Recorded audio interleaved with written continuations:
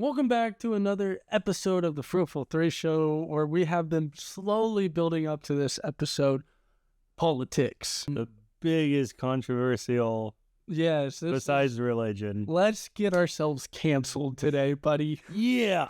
So I'll be the first to admit, I am no longer associated with any political party, so I have tried to balance this the best that I can by using both Democrat and Republican sources. I believe that politics is what's dividing us, our friends, our families, and our communities. So I just wanted to let you know that we're not trying to be biased. No. I'm really not big into politics like I've sometimes seemed like I am. It's more of the fact that, like, if I see a topic, I kind of dive into it just to figure out more about it. And because honestly, like, nowadays it's so, you're either so far right or so far, well, that'd be right, so far right, so far left, that it doesn't seem like you have anything in the middle anymore. So even some of your independents are far left or far right. Yeah, and they just claim to be independent, so they can be independent, so they can get votes and everything else because they're not associated with a certain party. So let's kick this off.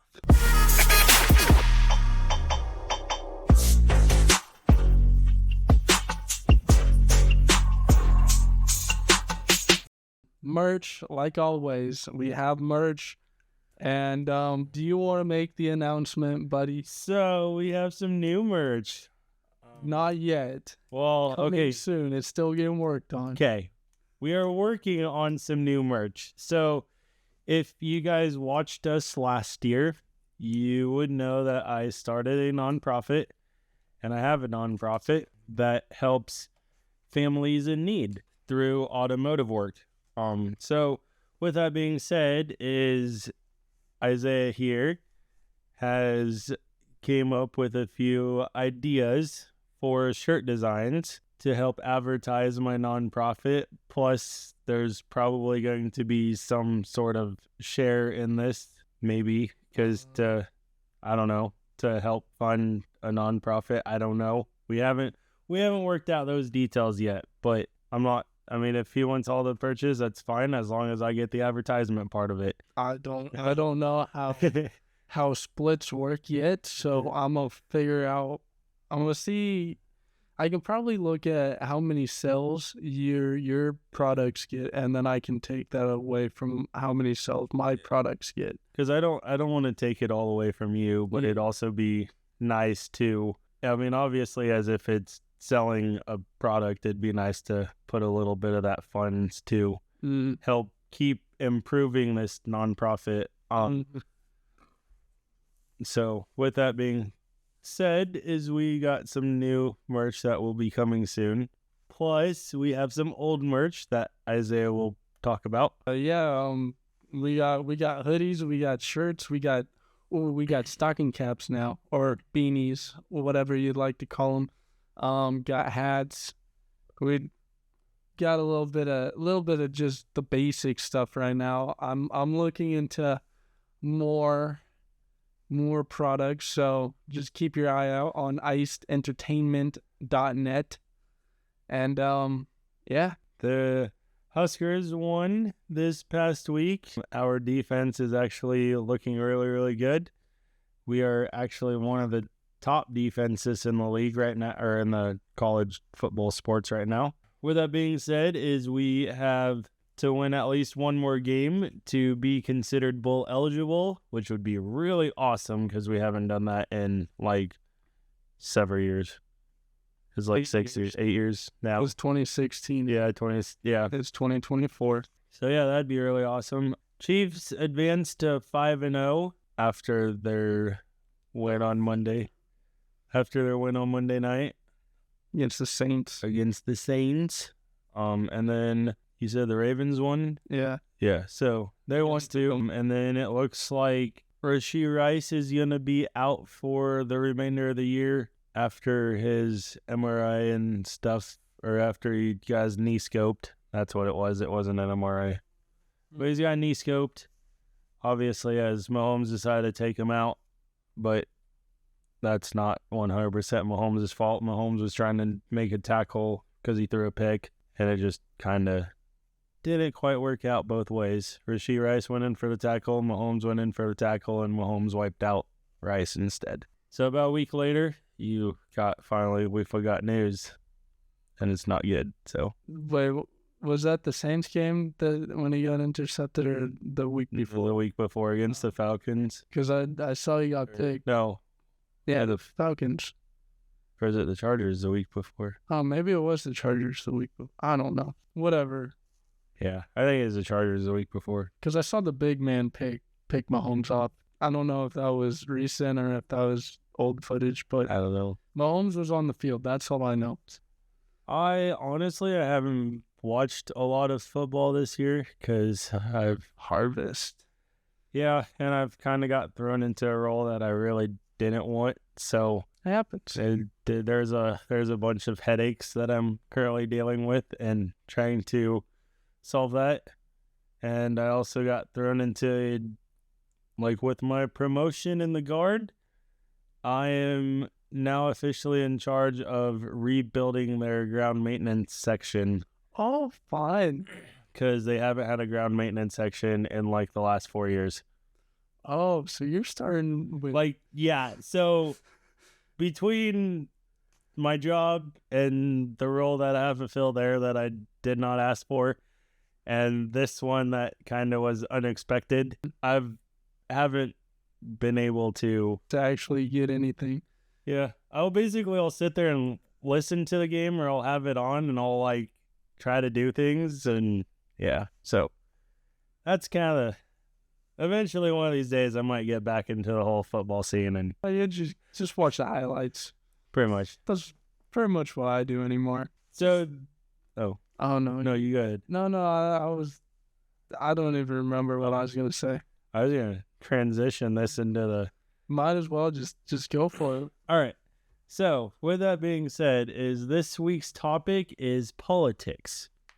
Now, I am one of those people that I don't care if you're red, blue, purple, pink, whatever, orange, whatever, Republican, Democrat, whatever you want to associate yourself as, right? I personally don't care, but I'm a corn cob. Cool. Oh, speaking of corn cobs, let's backtrack to the sports thing. Runza is actually paying students to wear Runza hats at Husker games. All you gotta do is show up to Husker games and wear. It's kind of like the cheesehead deal in for Green Bay in Wisconsin, but it's a Runza. Oh. And you go around and you wear a Runza head on, and whatever works. Yeah, great market strategy. It is. It's awesome, and they're paying like college students to do it. So tuition is paid, pretty much.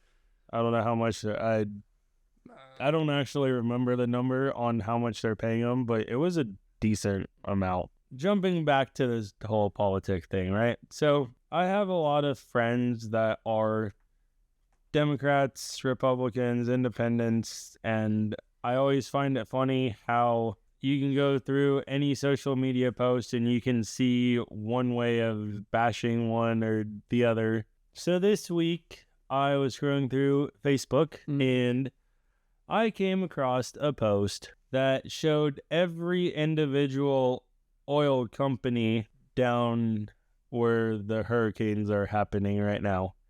And the post read this is God's sign for us to vote blue come this November. Now, me being the guy that I am, I kind of challenge that statement because I'm like, okay, why do we need to vote blue? Why is this a good thing? Why is wiping out oil fields or oil companies a good thing? Because literally it is the backbone of America, pretty much, besides like farmers. So I challenged this and I pretty much said that why is this a good thing when it takes more fossil fuels to produce electricity than, I don't remember, than how, than like the amount that it actually, or to create more electricity, it takes more fossil fuels to create the amount of electricity needed than what it is to actually produce that back, right? I got an answer back,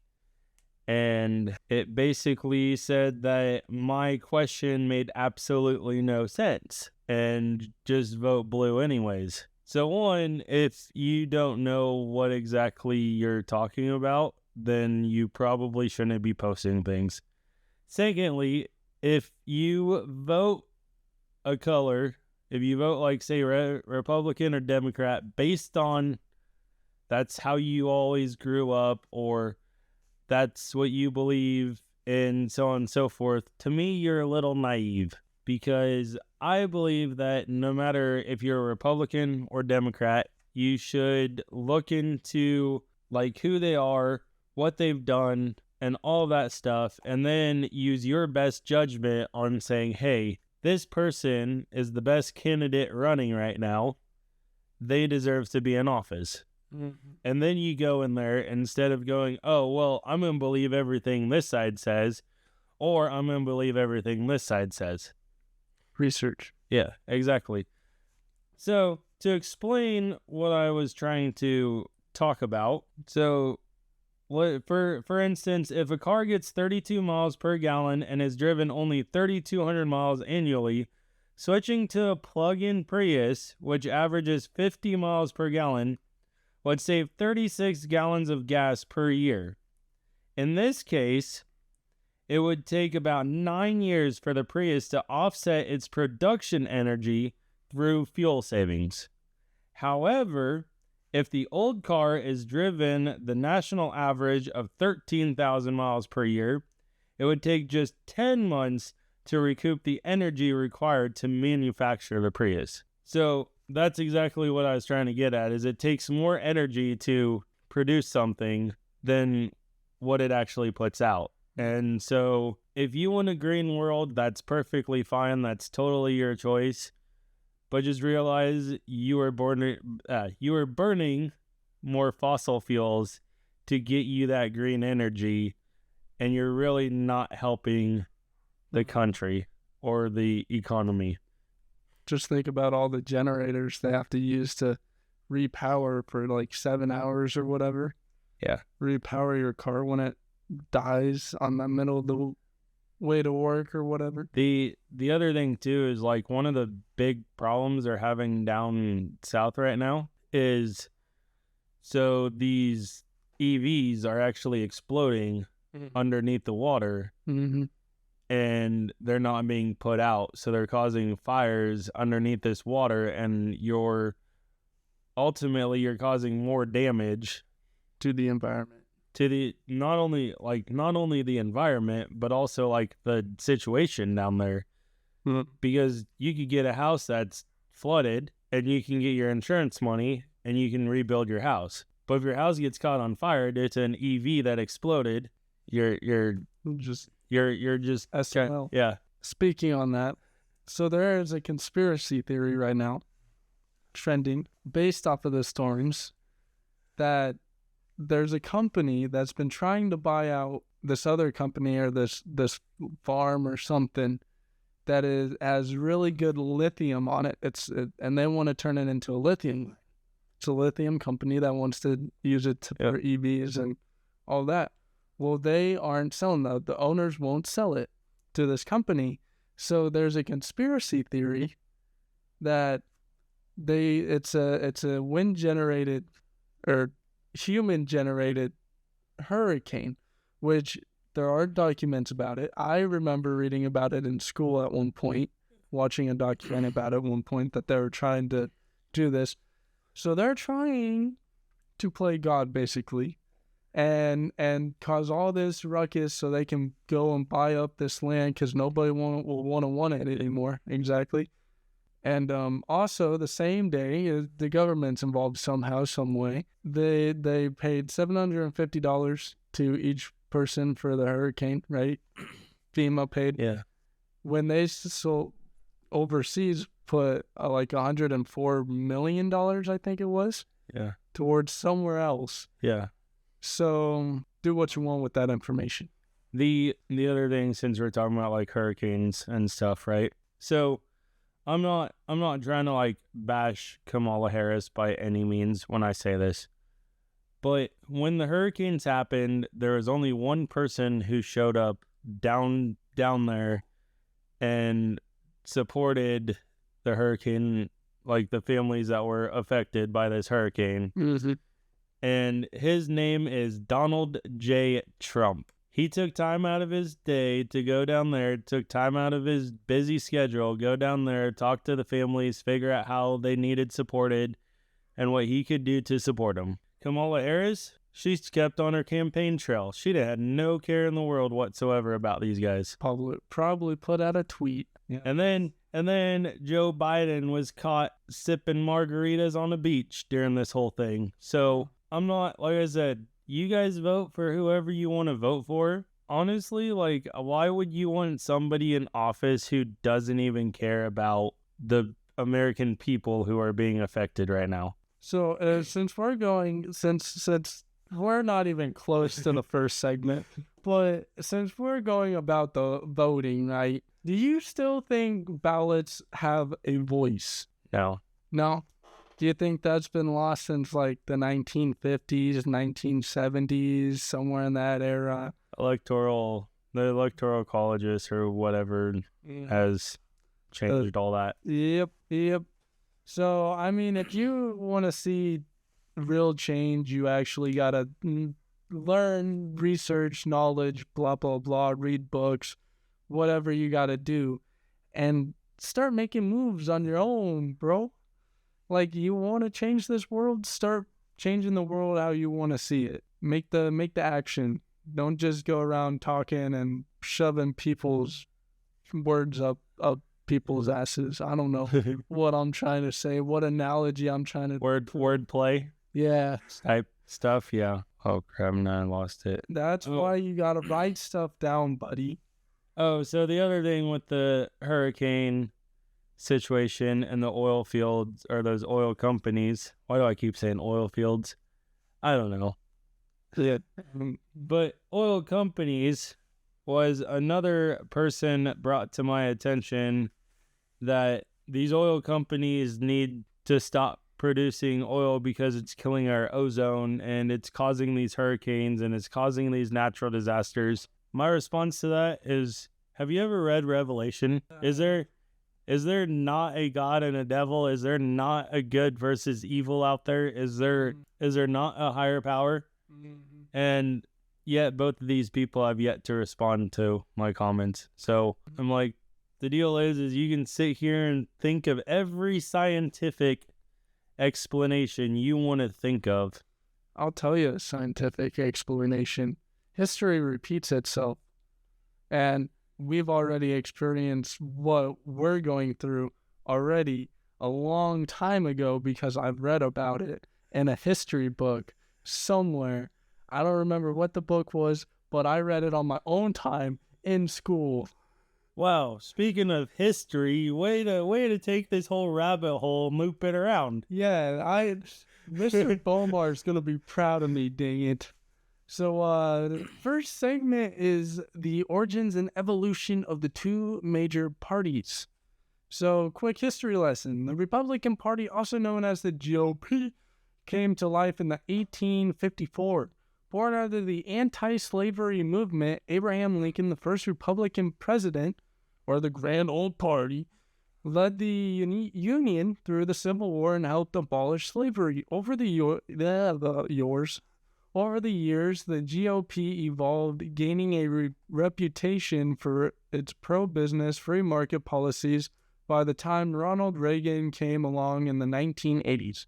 Conservatism. Yeah, thank you. Welcome. Was in full swing, lowering taxes, strong military, deregulation. Fast forward to recent times, and GOP, led by Donald J. Trump, has shifted further right, creating some internal divisions between traditional conservatives and a growing populist base. Do you want the next one? On the other side, we have the Democratic Party, which dates all the way back to 1828, making it the oldest active political party in the world. Originally, the Democrats had roots in the South where they supported slavery and agricultural interests, but by the mid-20th century, they shifted gears and became champions of civil rights, labor unions, and government intervention, especially under Franklin D. Roosevelt's New Deal. The civil rights movement of the 60s saw the party embrace progressivism, alienating their Southern base, many of whom moved to the Republican side. Today, Democrats are known for advocating social justice, environmental sustainability, and health care reform, drawing support from urban areas, minority groups, and younger voters. Okay, before I get into this, you want to add anything? Well, you know how we always talk about how slavery is democratic. Well, then you read about how they changed their ways in the 60s. But did they really change their ways, or did they just cover it up? They covered it up. So first of all, on the Republican Party, right? So this goes all the way back to like way before our times. But a lot of this is, as you mentioned, back to the basics of the Civil War. The Civil War was pretty much Republicans being the North versus the Democrats being the South. Well, it wasn't really even Republicans and Democrats. Well, it was Democrats at that time, but Republicans had a different name. Yeah. But in general speaking, that's how it was. Also, the Republican Party is heavily known for the NRA and being gun owners and everything else. The actual reason that, I mean, this is kind of like the beginning of the NRA before they were the NRA. But a lot of the reason for the start of the NRA was they were gun-loving Americans who believed that blacks should be free and not attacked by the KKK and should be able to defend themselves. So these gun-loving Americans decided they were going to start arming blacks with guns and teaching them how to shoot these guns to protect them from the KKK, which the Democrats were actually the starters of the KKK. So that's the other thing. Also, Lyndon B. Johnson was the one who started a lot of this movement, like before, like even Franklin D. Roosevelt started it. Lyndon B. Johnson kind of started a lot of it. Is he figured out a way to free healthcare to the minorities and so on and so forth. And what he did is he kind of trapped this, like the blacks, because he was a big slave owner and now he can't own slaves. So when he got in office, he's like, hey, how can I use my power to keep these guys enslaved? Well, he offered them like free healthcare and free this, that, and so on and so forth if you lived in these certain sections. So a lot of these people went to these sections because they wanted the free stuff, and all it was basically, I'm going to hand you free stuff and you vote for me, but I keep you trapped and I don't give you funds for your school, I don't give you this, I don't give you the education you need, so on and so forth. So that was like, everyone wants to say Democrats are the good guys, which I'm not going to say they aren't, but history has a tendency of saying they're the bad guys. I mean, obviously, as they had the KKK and they wanted to keep slaves, and now, okay, let's put it this way, is before Donald Trump was in office, I didn't see as many videos and I didn't see as much on this as what there might have been. So it might have just been my research, right? But now I see a lot more videos of blacks coming out talking about how their grandparents were attacked by Democrats and attacked by the KKK, and how the Republicans helped them. Or you see more of like Hispanics are saying, hey, the government's screwing us It's kind of crazy to look at history and see how evil one side really was. Even though they might have had good intentions, they kind of went about it the wrong way. Since we're on the topic of, since I mentioned Donald J. Trump. Oh, we're going into policies, buddy? Yeah, since we were talking about kind of like how their now, and you asked the question, has their policies changed? Okay, but what does Donald Trump and Kamala Harris stand for? How do their policies stack up? Trump's platform, by the way, fun fact, this is from Trump.com or DonaldJTrump.com. And Harris's terms are from, you won't believe it, Harris.com? or KamalaHarris.com. Okay. So Trump's platform has centered on reigniting the economy. He touts record low unemployment rates during his first term and focuses on tax cuts, deregulation, and job creation. His foreign policy, particularly the Abraham Accords and standing tough against China with tariffs, are major points of pride. He also emphasizes energy independence, border security, with merit-based immigration reforms, and a hardline approach on law and order. Harris, in contrast, champions what she calls an opportunity economy, focusing on strengthening the middle class through tax cuts for working families and expanding affordable health care. She's big on social justice, reproductive rights, and LGBTQ plus whatever protections. In terms of immigration, she promotes a balanced approach, including pathways to citizenship. And her housing policies aim to create millions of affordable homes while supporting first-time homeowners. Okay. Oh, home buyers. Or home buyers. So when you compare the two, Trump leans heavily into economic growth via deregulation and border security, while Harris focuses on social justice and middle-class support. All right. So, first off, I find this really funny because how she talks about immigration. When in an interview, she has officially admitted that she's never been to the border. Well, have you watched a lot of her interviews? She backtracks and lies on most of what she says. Oh. But I just find it funny how can you have an immigration policy when you have never actually been down to the border to see what's going on, to figure out what needs to be done, talk to those people down there to figure out your best policy moving forward. Also, I have the solution to your immigration problem. Oh, yeah? And the government has a solution, but the government will never, ever use the system. Oh, yeah? Ever. Probably. Well, they do use it, but it's very, very slim usage. Oh, yeah? Yeah. So, when I was in basic training, I had three soldiers. I won't say people, but 3 soldiers who were from a different country. Yeah. And the government has this program where if you serve X amount of terms, like active duty years, you get free citizenship. Now, how come the military always claims they never have enough soldiers, and yet everybody complains about an immigration policy? So just make every immigrant.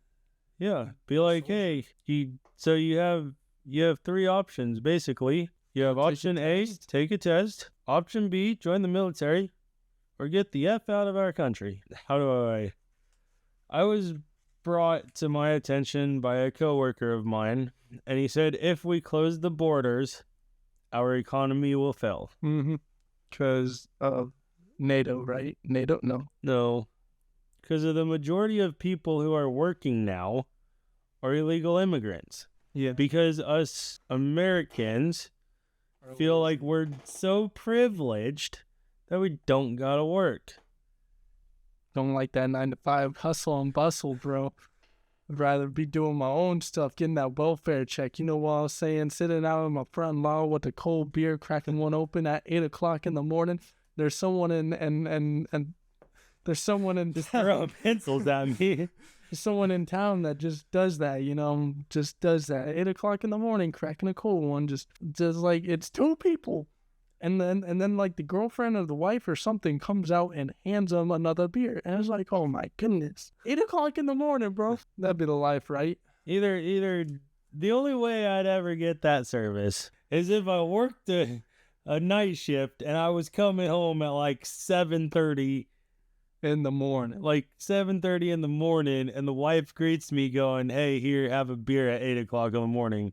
Nope, they sit out there all day. Saw them at 8 o'clock in the morning. Saw them at 10 o'clock in the morning because like 10 o'clock is break time. Saw them at 2 o'clock in the afternoon. Well, at lunchtime too, because yeah. Saw them at 2 o'clock because we had to do an errand run. And then, that's like the end of basically the end of our day. So they were out there all day. All day. Yeah, so, and Trump did a lot of great things when he was in office. There's an old theory out there that says it takes 4 years to see an economical change, but if you actually talk to a lot of people who are big into politics, because I have a few military friends of mine that are really big into politics, it only takes like 1 year to actually see a change. Well, they always have the first 100 days as president. That's kind of where you should start seeing your changes. Yeah. Also, bringing up terms, I do believe that there should only be 2 terms per limit. Okay. 2-term limit. So, I have officially came up with the best way to do term limits. Going into the Senate or Congress with an AK-47 and shooting everybody, starting fresh. Sure, yeah. We need to do that. No bright ideas, okay? I don't want to be blamed for that. Okay, no more January 6th, because apparently everybody tried taking over the government on January 6th. And now, officially, according to Democrats, it is one of the worst days in American history, which... No one really got injured. They claim it's as bad as World War II or the Vietnam War. People actually died in those. Yeah, I know, but they keep bringing it up. But babies were slammed against brick walls just to shut them up for crying in the Holocaust. Did you know that? Yeah. Yeah. I think I don't ever recall the news saying babies were getting slammed against brick walls during the January 6th. No. And this just goes to show that, and then the Republican side puts it off as it was nothing. It wasn't anything major. It wasn't anything. I mean, which got hurt. Which I mean, I get. It was a major event because you literally had. Someone actually broke through and almost took over the government. Yeah, and people were sitting in Nancy Pelosi's chair. Mm-hmm. And had their feet kicked up on her desk.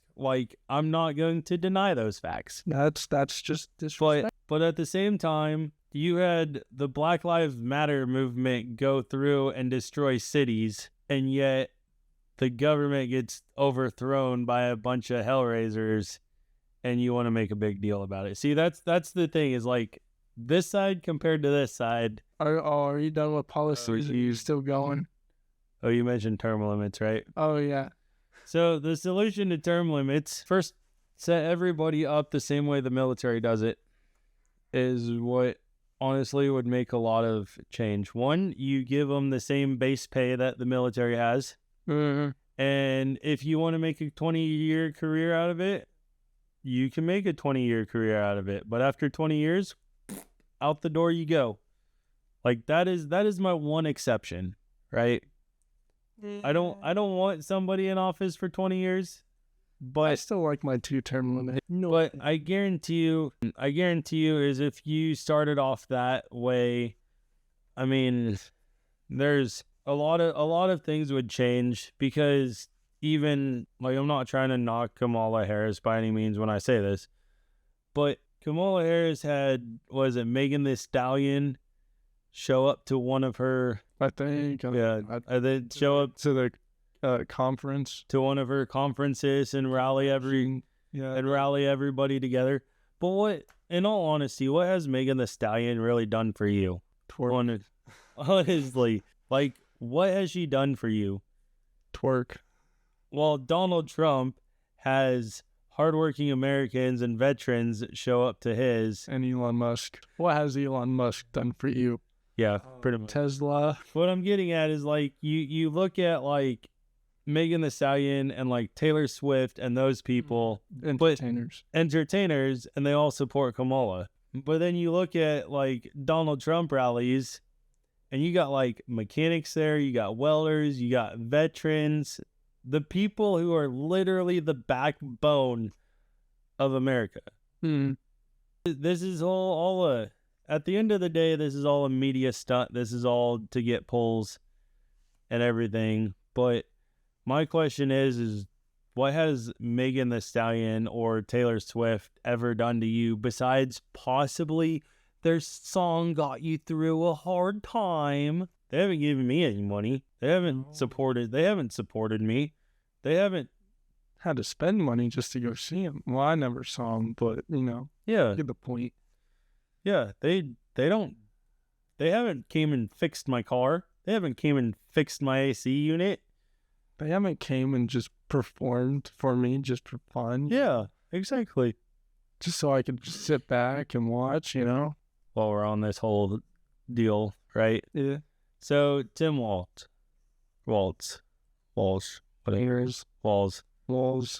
So Tim Walls was a Nebraskan, born and raised in this state. Went to a small town school. I had a whole bunch of notes on it, and I don't know where my notes are now. I know. I'm failing tonight, man. Leave me alone. The biggest problem I have with Tim Walls right now is, one, his own family doesn't even support him. Oh, that's nice. For starters. His brother came out and said that he does not agree with his policies, and then the media took it and took that information and completely bashed him, and then his brother came out and said, hey, I'm not, like, I love my brother and everything like that. Just because I don't believe what he believes doesn't make him a bad guy. Like, you can have the right to opinions. Yeah. Still, and friends. Exactly. And he came and he basically said the media took this way out of context, took it way too far. That's not what I was trying to do. He goes, they wanted an interview with me. I gave you my honest answers of what I thought, but I'm not trying to tell anybody they shouldn't vote for my brother. If you believe that Kamala Harris and my brother or Tim Walls are the best candidates for the presidency and vice presidency, go ahead and vote for him. But Tim Walls' family actually are Trump supporters. And also the other thing that gets me is you grew up as a farm kid in rural Nebraska, went to a small town school, and then you go and become a principal at a school, and the first thing you do is try to incorporate LGBTQ stuff, and then when you get into office, you let the whole Black Lives Matter movement destroy your state. I'm just like, where is the small town Nebraska kid at? That's the question I have. Is I might not ever get an answer out of that, but you and I, like, I don't get paid enough to care about. But you and I both know, coming from rural Nebraska, there are a set of values that we all grew up on. And I guarantee you that if somebody tried to tell my daughter that she was a boy and they wanted to take her away because I wouldn't allow her to transition, I would throw the biggest, probably, riot. I would get the gang all together and we would have a gang. You've seen the movie Den of Thieves, where they take the guy and they scare the living shit out of him for going to, like, homecoming with 50 cents $1? Yeah, that would be me. That would be me. I wouldn't even have to have a conversation. It'd just be me and the boys rolling up to the school. But, like, that's the thing. Also, if somebody tried to trash my city or come into my house, no, I'm going to be the first one to defend my family, not just go, no, don't care, take what you want. I don't get paid enough for this. Yeah, like, those are just some of the values you grow up around in rural Nebraska. And after seeing what happened in Minnesota, I'm just like, where is that small town Nebraska kid, or where are those traits at? Tom Osborne, right? The great Tom Osborne. He ran for, I believe, ran for Senate. Yep. And in one of his books, he actually brings this up. So while we're on this whole Tim Walz and what happened to Tim Walz, Tom Osborne mentioned in one of his books that your first year, you're fighting for everything you have. Like everything you believe in, every ounce of energy goes to what you believe in. Year 2, you're 50-50. By year 3, you're all in. You're just going with the flow. And he goes, and that's why I only served a 4-year term and got out, because that was not who I was. Mm-hmm. And he goes, I believe that Nebraska deserved better and nothing was getting done. And so I figured I wasn't going to make enough change and I got out. Which honestly, we need more people like Tom Osborne. That's what kind of made me mad, knowing that story. And then he does a commercial for Deb Fisher now. And it's like 12 years of Deb Fisher. Like, just give up, bro. Like, she just needed to leave office. We need new people, bro. New. Dean Osborne. Oh, I don't know nothing about him. I just know that he does promotion videos and he went to like the state fair and stuff. Yeah, quality sucks. Media quality, audio quality.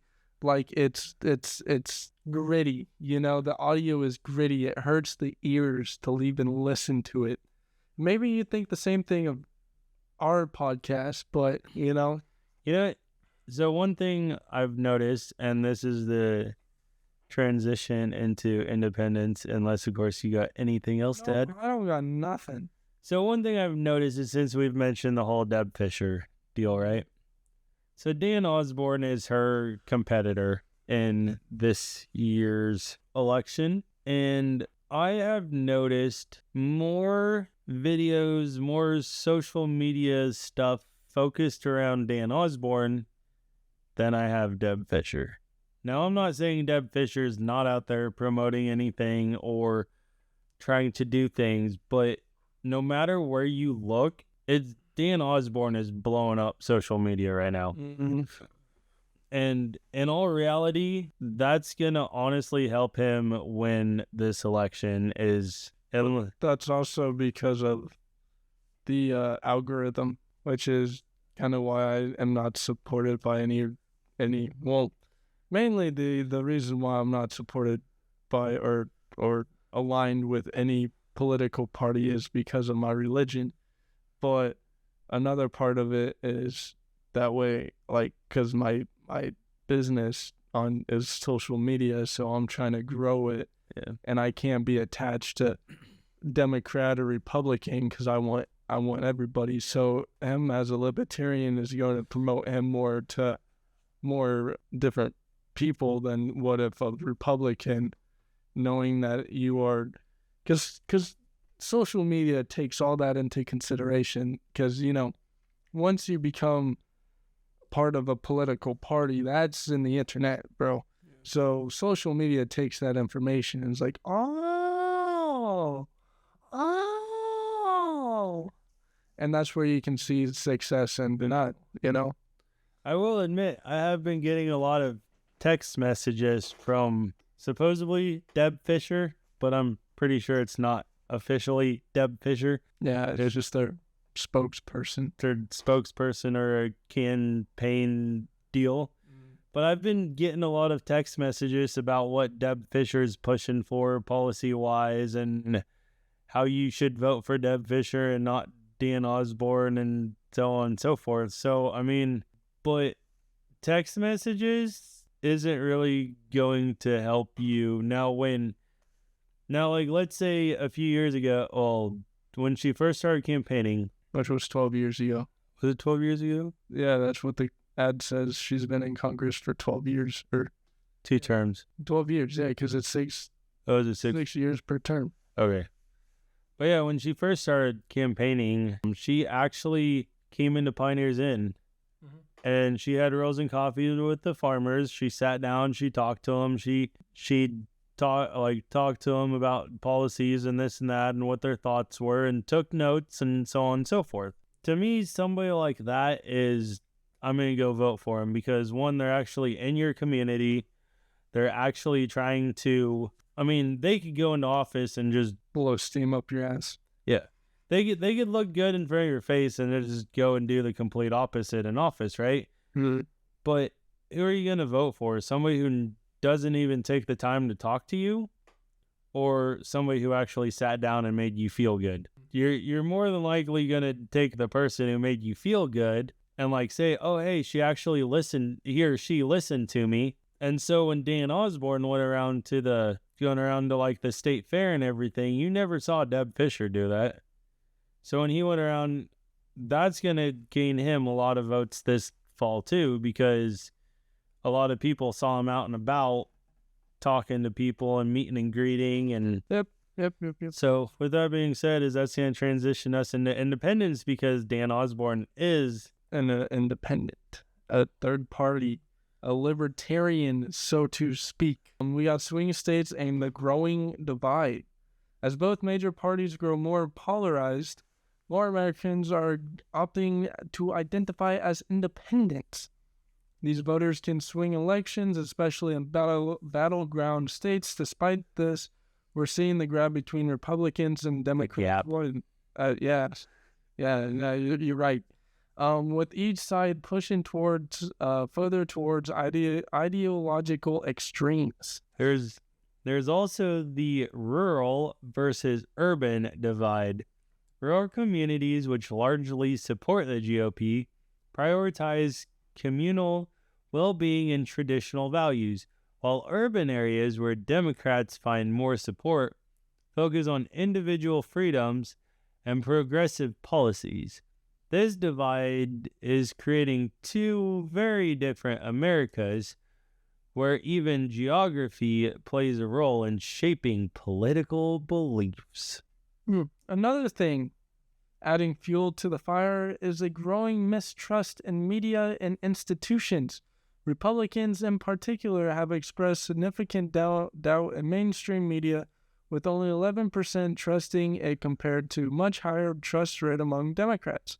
It's as if the two sides are living in completely different realities, making product dialogue almost impossible. That one. So speaking on that one, I personally don't really believe any of the mainstream media, just because of the fact that any way you pull, like you can tell certain news channels are Republican or Democrat by the way they talk. And you can read certain articles and you can tell how they're, if the person is like heavily Republican or Democrat too. So me personally, knowing the fact that these people are out here writing it, trying to persuade you to go one way or the other, as my mom or our mom always said, there are three sides to every story: your side, my side, and the truth. And unfortunately, the media is too much of he said, she said, and not so much truth anymore. So, yeah, that's just my take on that. And to dive even deeper, there are some who wonder if all this division is part of a bigger plan, maybe even something prophetic. In the book of Revelation, we're warned of a global government dominated by a beast with 7 heads and 10 horns. Some interpret this as a one-world government where control is centralized and personal freedoms are stripped away. Could today's political tensions be setting the stage for this? Or is this simply a test of faith? So this is one, there's a post I saw. It was President Trump, the side of, former President Trump, I guess. The side of his hat says 45 and 47 for 45th president and 47th president, because he's predicting to win. If you take 4 plus 5, 4 plus 5, that equals 9. And if you take 4 plus 7, that equals 11. Revelations 9:11 talks about the 7 beasts and the one with the scar on his side, the wound, like because he took a bullet to the ear and he miraculously healed and blah, blah, blah. There's also another theory that came out a couple years ago that I was watching the other day that was kind of interesting, that is the U.S. as a state, the second beast, because the one that got the scar, they claim that to be the Roman Empire in like the 1500s or whatever, because they took a major battle scar, but they were able to re-heal, not completely, but they still were Romans, And then now looking into what America has been doing in the last couple of years, they're claiming America is the second beast. And then you have one more beast after that to create the trio. So there's also another theory going around about saying that Trump is God's chosen one. I believe it's in like Leviticus, I think. Yeah, I think it's talked about this. Yeah, right? I think it's Leviticus, but it deals with like, it might be Exodus, because it deals with Aaron and Moses. Aaron puts like red blood on, I think, his ear to show that he is a symbol of God, because God like told him to, all like the leaders in those days, to do that and put it on his right ear to show that you are a representation of God himself. So with that being said, there's another theory out there saying that Trump is God's chosen one because of that ritual in the Old Testament. So once again, this goes back to your far right, far left, because your far right is going to say, oh, hey, this is God's chosen one in Donald Trump. Your far left is going to say, no, he's the devil and he's the beast, and throw every theory out there to... Yeah, and that's where they take Bible verses and get it all messed up. And that's what I'm saying is like, that, as we talked earlier, is it's a whole divide. There's no cut straight center to this whole thing. So if you ever happen to stumble into a voting booth one day, please be prepared to vote for who you honestly believe is the best person, and not just go off of, oh, hey, I was born Democrat, and so I'm just gonna vote all Democrat, or oh, hey, I'm a Republican, I'm gonna vote all Republican. Oh, hey, I don't care, so I'm not gonna vote. Yeah. And finally, the most controversial one yet, other than LGBTQ plus and what other letters they've been trying to add to that, it should just be the ABCs now. Oh, like honestly. So before you get into this topic, since you're on LGBTQ, right? They had drag queens show up to a school here in the U.S. and the video went viral, and they had drag queens show up promoting the LGBTQ, right? So there's this little girl who's dancing in there, and the drag queen literally takes out, like, this is like, I don't know, a 6-year-old girl or whatever, and she's just dancing, probably not even having a single clue of what's going on, right? And this drag queen pulls out her wallet, his or her wallet, however you want to word it, pulls out dollar bills and starts raining money on her, and everybody's going, yay! And the whole crowd, like everybody in the audience is all clapping and cheering, and I'm sitting here going, this is disgusting. I didn't see that video, but it's just like the uniforms they picked for reading to children and whatever else they did. I was just like, yeah, you could have had a little more better dress code, but whatever. So here's what I believe.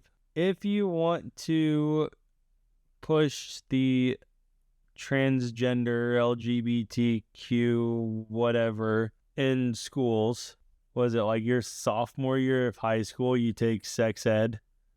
Yeah. So if you're old enough for even really sex ed, you just learn about the body. Yeah. But you get what I'm saying. Yeah. So at bare minimum, right? I'm not I suggest it should be a college thing, right? Yeah. You should be at least 18 before you make this decision. Good.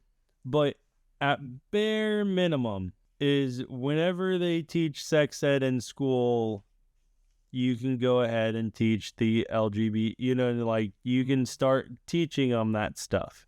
But that is baseline. When you're talking drag queens at little kids and trying to, let's be honest here. How many times as a kid did you go around playing with Barbies, right? We had girl cousins, yeah, and I guarantee you we ran around houses playing with Barbies. That just for the hell of it. That's really all Grandma had down there was Barbies in her toy box. But yeah, or how many times do you play like dress up with girl clothes as a kid because you think it's funny, right? Like you find it entertaining, but just because you're doing that as like a kid, 5, 6, 7-year-old kid, doesn't mean you actually want to be a girl. You're just doing it because you think it's fun. Like they don't know any better. They're just doing dumb stuff for laughs and giggles. And how many times did we do something and that probably would be considered, oh, you need to go get trans, like, oh, they're probably a girl now, and our parents laughed at us because they thought it was funny. I guess at your wedding, I should have transitioned. You should have forced me to transition. Yeah, because I for his wedding, I was in a dress. There was dress. I got showed a video of that earlier today. Yeah. Not so much you, but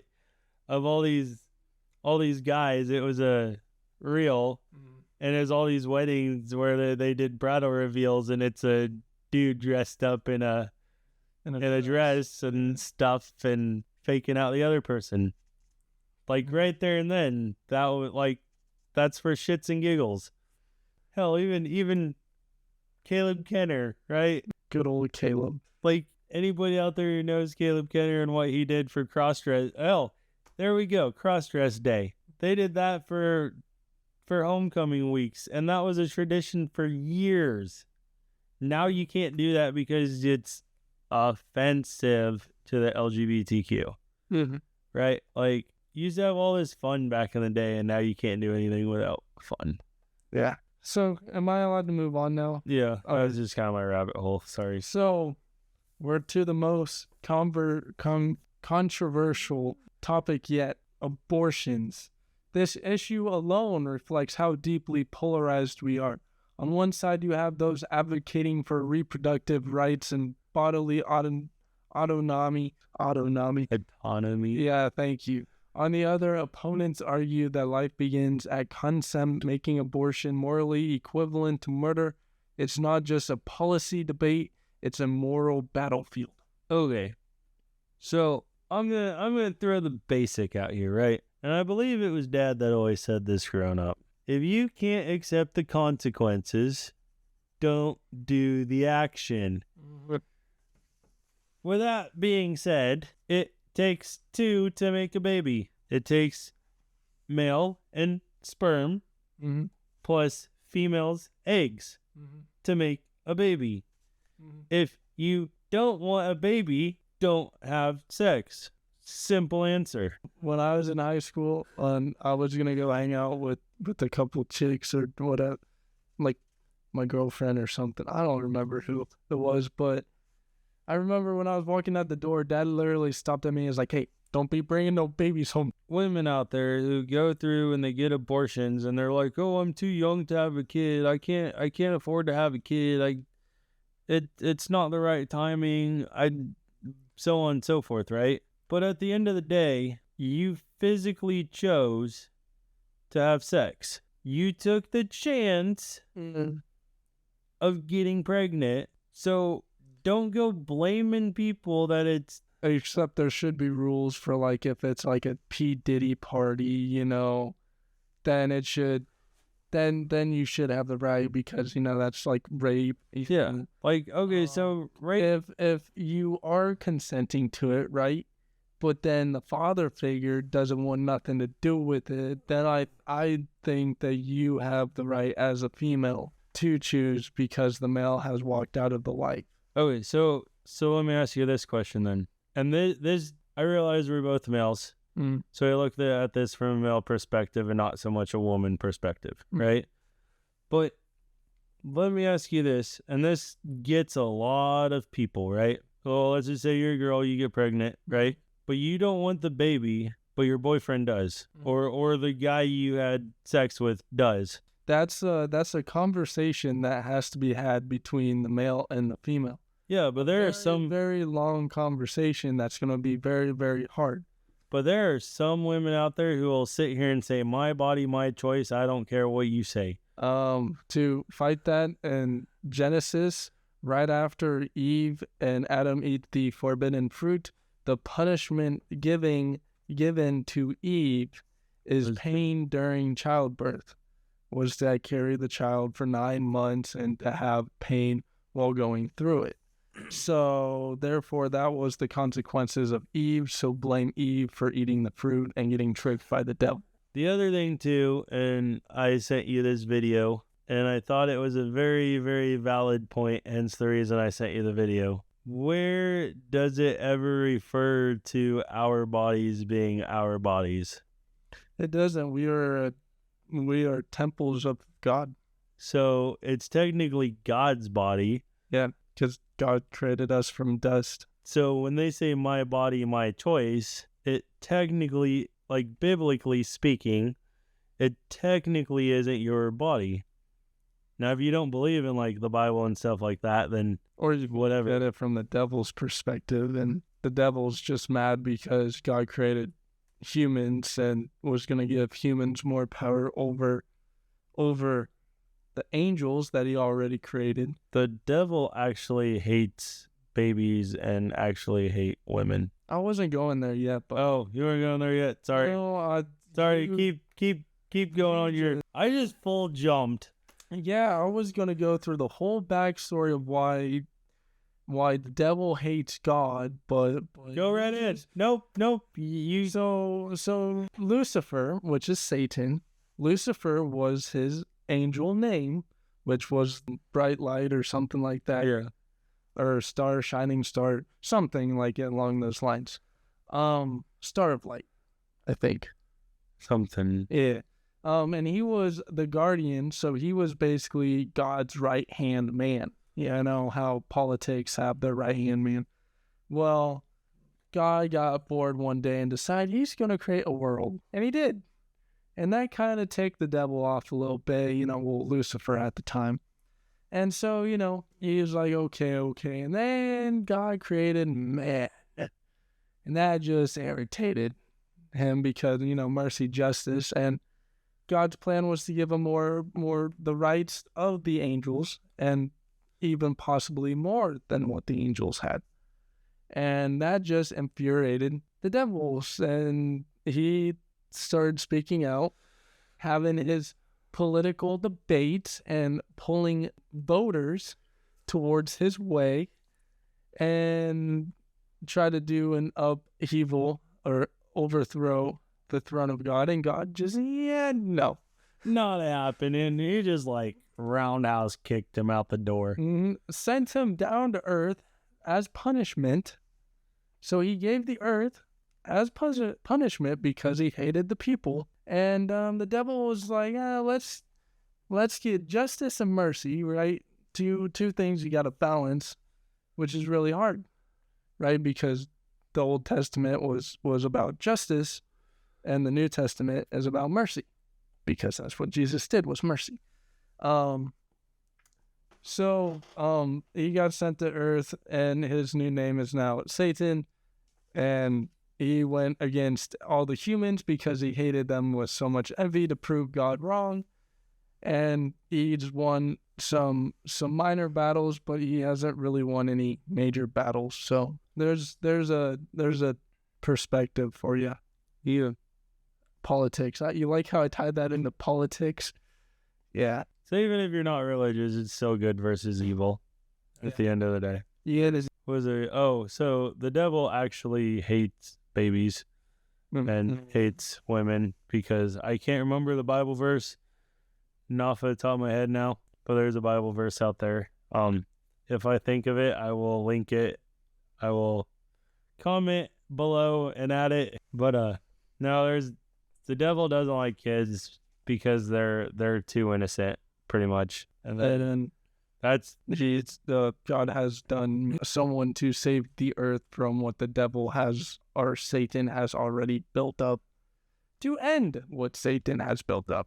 The other thing is with the whole abortion topic is God put us all here for a purpose. And even if you're not religious, you're still here for a purpose. Atheists is weird because they believe in nothing, but yet when you ask them where do they go when they die, and they basically say, or what happens to your body when you die, and they say nothing. So then you can turn around and say, so you're going back to your creator. Well, what's funny is atheists are more faithful, has more faith than most Christians.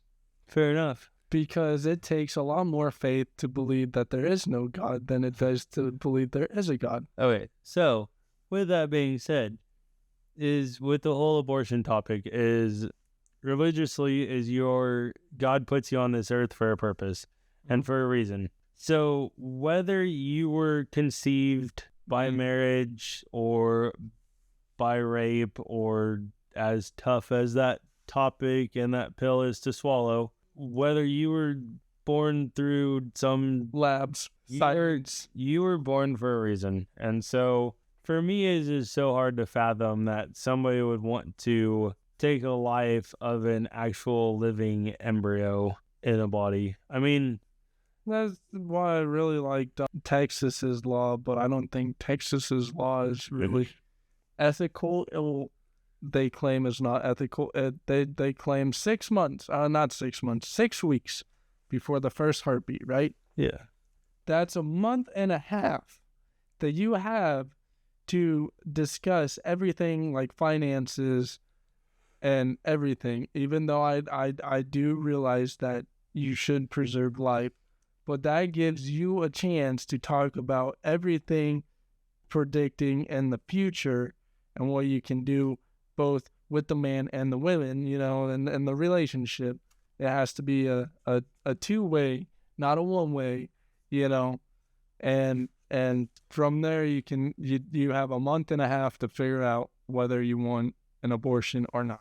Okay, so one thing that really confuses me on this whole abortion topic is we find life form on like Mars. Okay, so we find bacteria on Mars, and we consider that life form on Mars, right?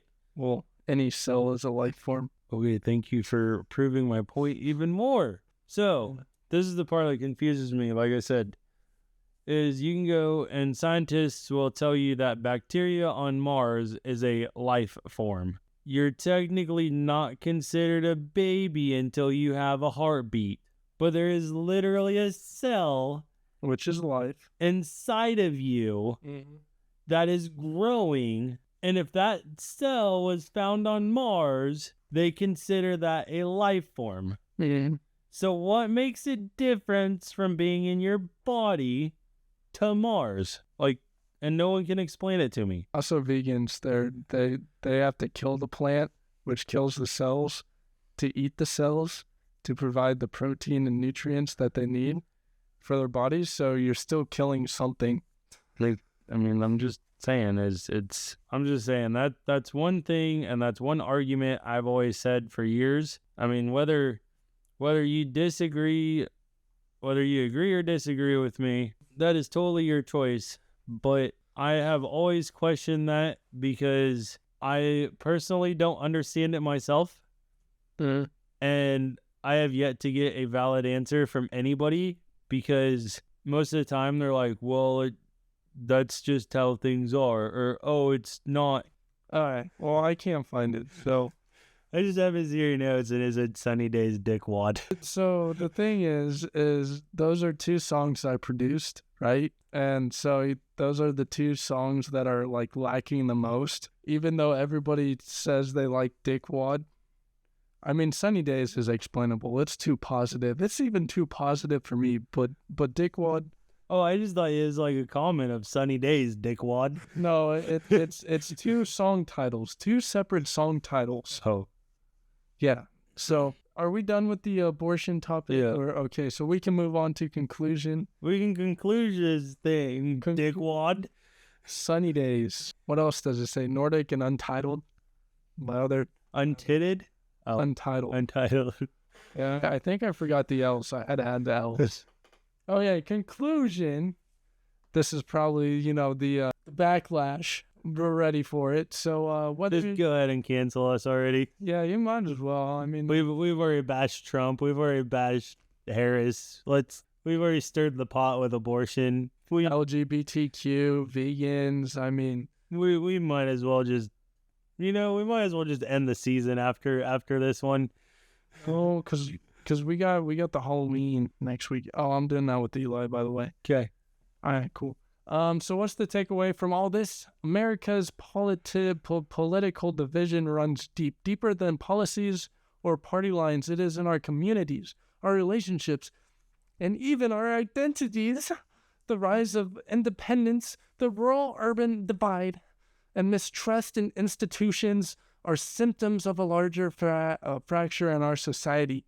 Whether this division is just a result of human nature or part of a larger plan is something we may not know for sure. But if we want to bridge this gap, it's going to take more than just political solutions.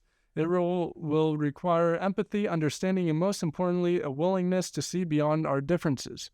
Okay, so with that being said, right? Yeah. So there's this saying out there that we can agree to disagree. And back in the day, that was a very, very popular statement. Is you could still be friends and not see eye to eye. Mm-hmm. Today, we got the Charles and Magneto. Yeah, you state your opinion and you're no longer friends, or you state your opinion and sometimes you can be friends, but it's like, okay, I respect you for that. We don't see eye to eye, but I can respect you for that because you're doing what you believe in. So I'm gonna respect you for that. Yeah. Yeah. There's very few of that out there though, as it's always, oh, you don't agree with me on this topic? Well, screw you and we're not friends anymore. Now, thanks for tuning in to or do you have something? Oh, I was just gonna add. So I wrote some lyrics back in 2020 during COVID. I was gonna share because I really just like what I said. Just like I'm fed up with these damn politics because these executives be looking like fish sticks while sucking 6 dicks, you sick little pricks. You better quit, okay? I just wanted to share you that lyrical genius of my mind that I wrote in 2020 to end off. I was actually gonna do it at the beginning, but I forgot. So would you like to close this out? Okay. Thanks for tuning into the Fruitful Three Show. Let's keep these conversations going because only through dialogue can we really begin to heal and become fruitful and knowledgeable and everything else. So yeah, thank you for joining us. See you next time if we're not canceled by then. Yeah. Peace, love, happiness, and unity. And make sure you do your research before you vote for someone on, November 5th? Yeah. Yeah. So just do your research before you go into the voting booth. Yeah. So, peace, love, happiness. You already said that. Unity. Later, dudes.